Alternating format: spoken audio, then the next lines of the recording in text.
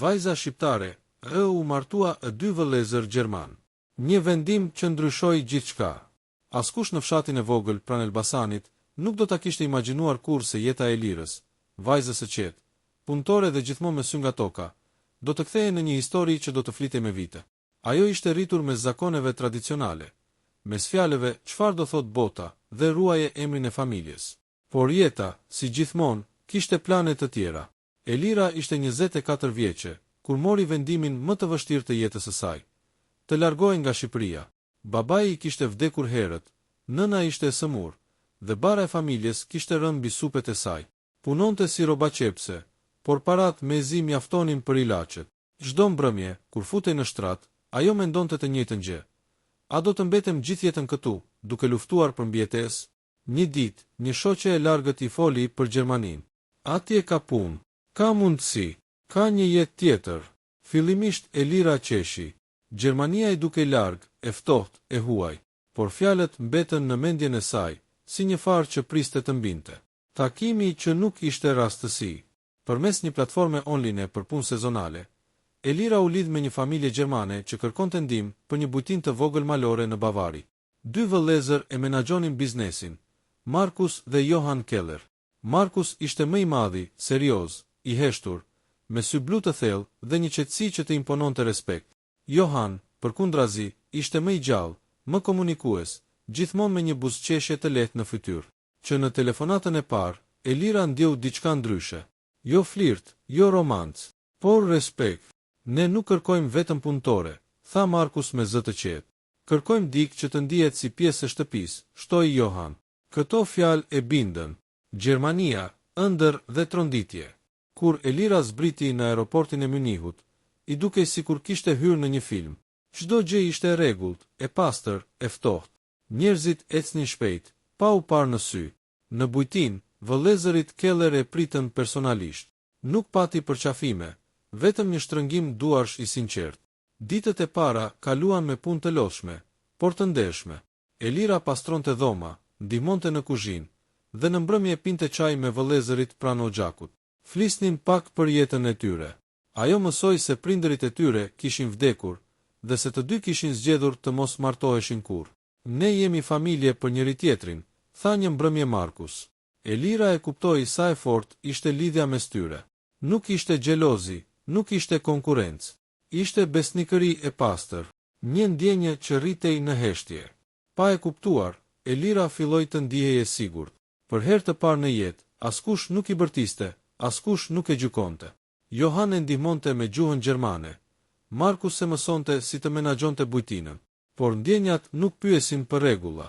Elira e kuptoi një mbrëmje dimri, kur u sëmu rënd. Të 2 vëllezërit u ndëruan pranë shtratit të saj. I sollën supë, i matën temperaturën, qëndruan zgjuar gjithë natën. Në atë moment, ajo ndjeu diçka që nuk e kishte ndjerë kurrë më parë.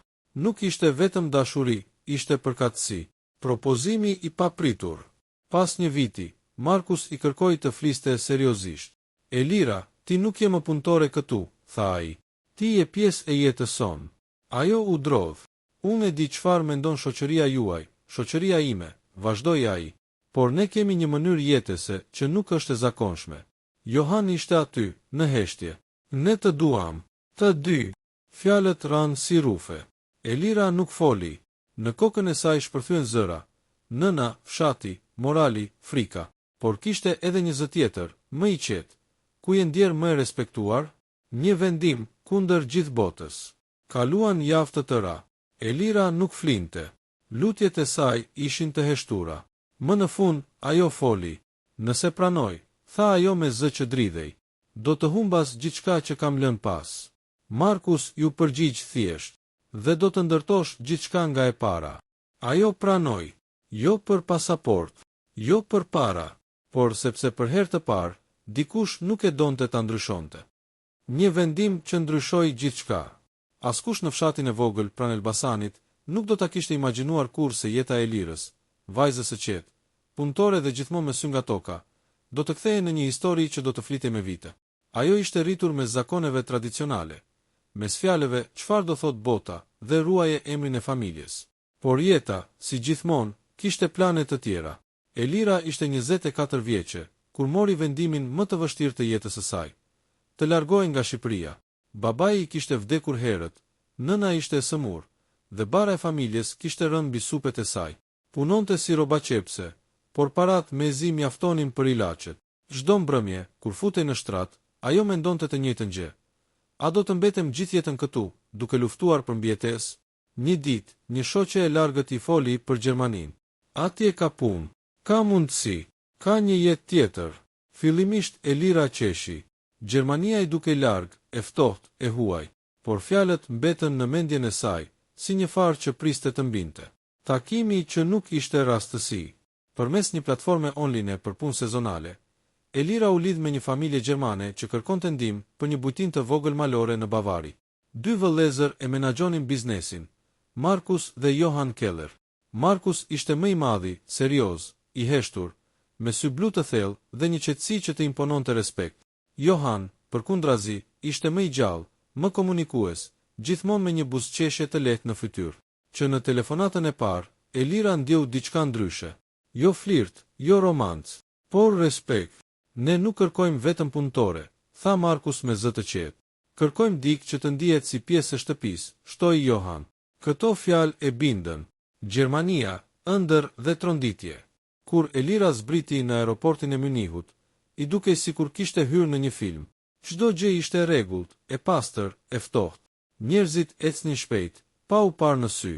Në bujtin, vëllezërit Keller e pritën personalisht. Nuk pati përqafime, vetëm një shtrëngim duarsh i sinqert. Ditët e para kaluan me punë të lodhshme, por të ndershme. Elira pastronte dhoma, ndihmonte në kuzhinë, dhe në mbrëmje pinte çaj me vëllezërit pranë xhakut. Flisnin pak për jetën e tyre. Ajo mësoi se prindërit e tyre kishin vdekur, dhe se të dy kishin zgjedhur të mos martoheshin kurrë. Ne jemi familje për njëri tjetrin, tha një mbrëmje Markus. Elira e kuptoi sa e fortë ishte lidhja mes tyre.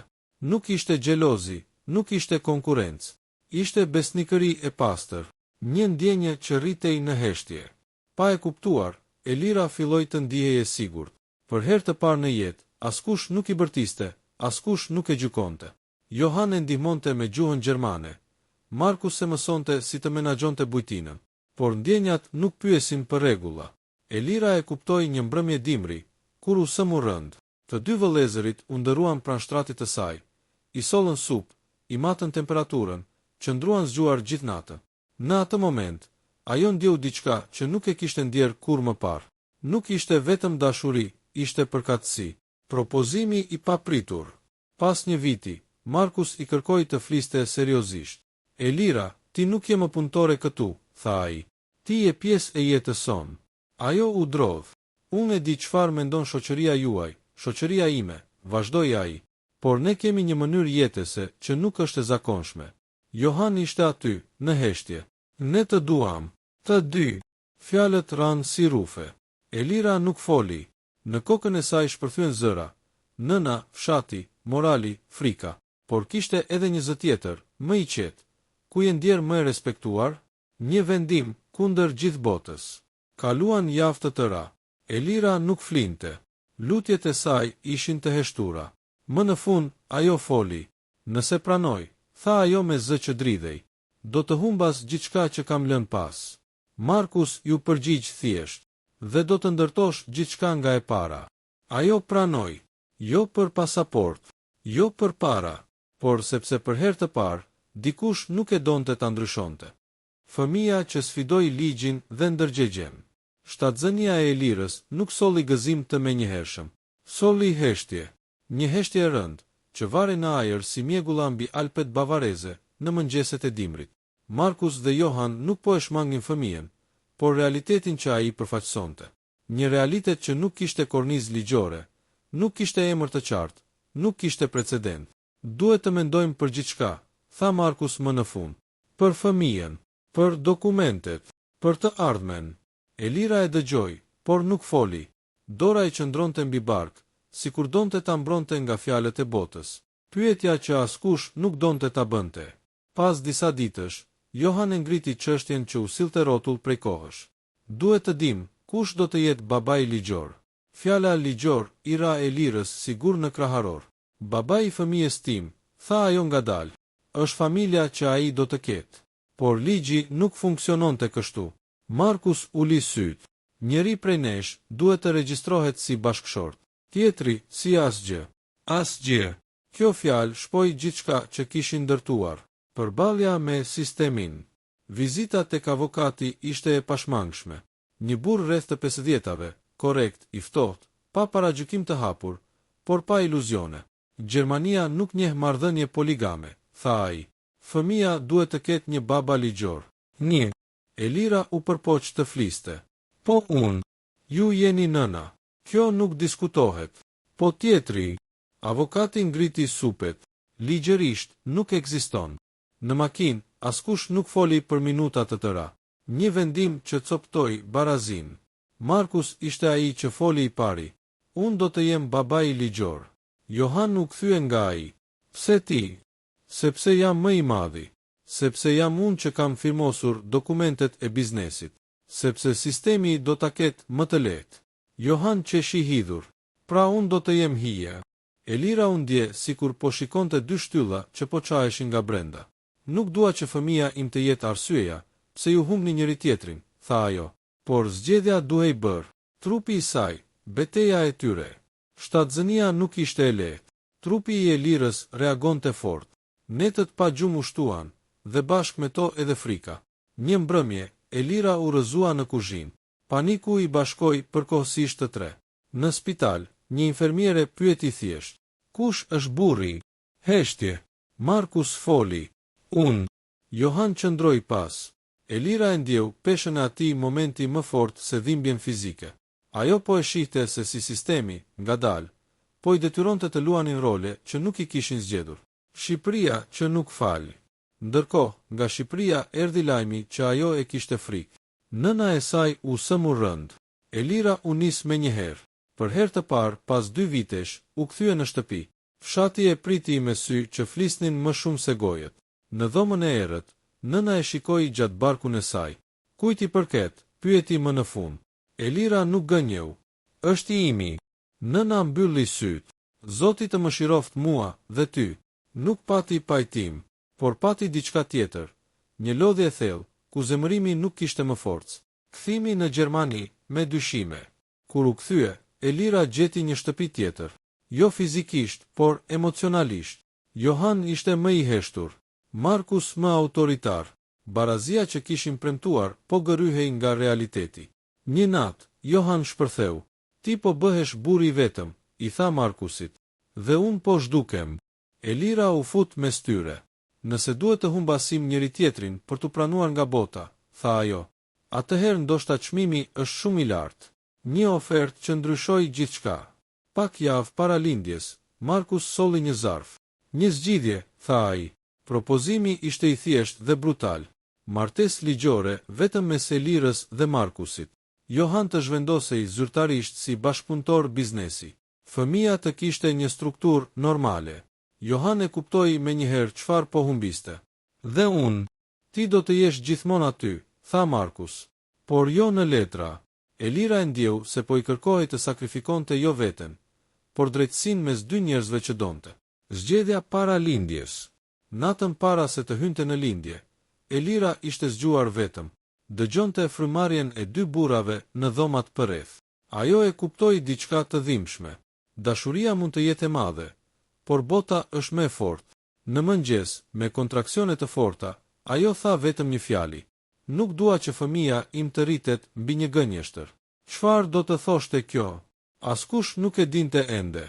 Çmimi i dashurisë. Dhimbjet e lindjes nisën para agimit. Qielli mbi Alpet bavareze ishte i zymt, si të donte të pasqyronte gjithçka që po ndodhte brenda Elirës. Në atë moment, nuk kishte më teori, ligje apo debate morale. Kishte vetëm trupin e saj, frymën që i merrej dhe një fëmijë që po vinte në jetë. Në makinë, Markus ishte në timon, i përqendruar, i heshtur. Johan ishte në sediljen e pasme, me duart e shtrënguara fort, sikur po lutej pa fjalë. Askush nuk foli. Momenti i lindjes. Në sallën e lindjes, infermierja bëri pyetjen e zakonshme. Kush është bashkëshorti? Markus hapi gojen, por Elira e ndërpreu. Unë jam nëna. Kaq mjafton për tani. Infermierja e pa për një çast, pastaj vazhdoi punën pa bërë pyetje të tjera. Kur fëmia lindi, një djalë i shëndetshëm, me të qara të forta, Elira qau bashkë me të. Jo vetëm nga gëzimi, por nga çlirimi. Ajo e vendosi dorën mbi ballin e vogël dhe ndjeu diçka të qartë për herë të parë pas shumë kohësh. Kjo jetë e re nuk i përkiste as ligjit, as paragjykimit, vetëm dashurisë. Vendimi që nuk u shkrua në letra. Në dokumente, Markus u regjistrua si babai ligjor. Ishte e vetmja mënyrë që sistemi ta pranonte fëmijën pa luftë të gjatë. Por ajo që nuk u shkrua askund, ishte vendimi i Elirës, i marrë në heshtje, por me bindje të plot. Ajo mblodhi të dy vëllezërit në dhomën e vogël të spitalit. Unë nuk do të zgjedh mes jush, tha ajo. As në zemër, as në jetë. Johan uli syt, por bota po zgjedh për ne. Elira tunte djalin në krah. Bota zgjedh vetëm aq sa ne i lejojmë. Ndarja që nuk ishte largim. Pas disa javësh, Johan u zhvendos në një shtëpi tjetër, vetëm disa kilometra larg. Në letra, ishte bashkëpunëtor biznesi. Në realitet, ishte pjesë e përditshmërisë. Ai vinte çdo ditë, e mbante djalin në krah, e ushqente, e vinte në gjumë. Një mbrëmje, Elira e pyeti: "A ndihesh i përjashtuar?" Johan buzëqeshi hidhur: "Jo, ndihem i padukshëm për botën, por i pranishëm për atë që ka rëndësi." Markus nuk ishte gjithmonë i qetë me këtë ekuilibër. Her pas here, tensioni kthehej, jo nga mungesa e dashurisë, por nga frika. Frika se mos gjithçka që kishin ndërtuar ishte shumë e brisht. Koha, gjykatësi i vetëm i ndershëm. Vitet kaluan. Djali u rrit duke pasur dy figura mashkullore në jetën e tij. Ai nuk i quante njësoj. Njërin e thëriste babi, tjetrin xhaxhi Johan, por në sytë e tij, të dy ishin siguri. Elira punonte, rritej, forcohej. Nuk ishte më vajza që kishte ikur nga Shqipëria me frikë. Ishte një grua që kishte paguar çmimin e zgjedhjeve të saj, por nuk ishte penduar. Nga Shqipëria, marrëdhënia me nënën mbeti e ftohtë, por një ditë erdhi një letër, pa qortim, pa falje të hapur, vetëm një fjali. Uroj që djali yt të rritet me zemër të pastër. Elira e lexoi disa herë. Ishte mjaftueshëm, e vërteta që fëmia duhej ta dinte. Kur djali mbushi 10 vjeç, Elira e uli përballë saj. "Dua të tregoj diçka," i tha. Ajo nuk i fshehu asgjë. Ja tregoj thjesht, pa turp, pa justifikim. Djali e dëgjoi në heshtje, pastaj pyeti: "A më donin të dy?" Elira qeshi me lot në sy. "Më shumë se çdo gjë. Kaq i mjaftoi. Fundi që nuk është fund." Historia e Elirës nuk u pranua nga të gjithë. Disa ende e gjykuan, disa e përdorën si shembull negativ, të tjerë në heshtje e pan si guxim. Por ajo e dinte një gjë: jo çdo familje duket njësoj, por çdo familje mbijeton vetëm nëse ka ndershmëri. Ajo nuk fitoi miratimin e botës, por fitoi diçka më të vështirë: paqe me veten.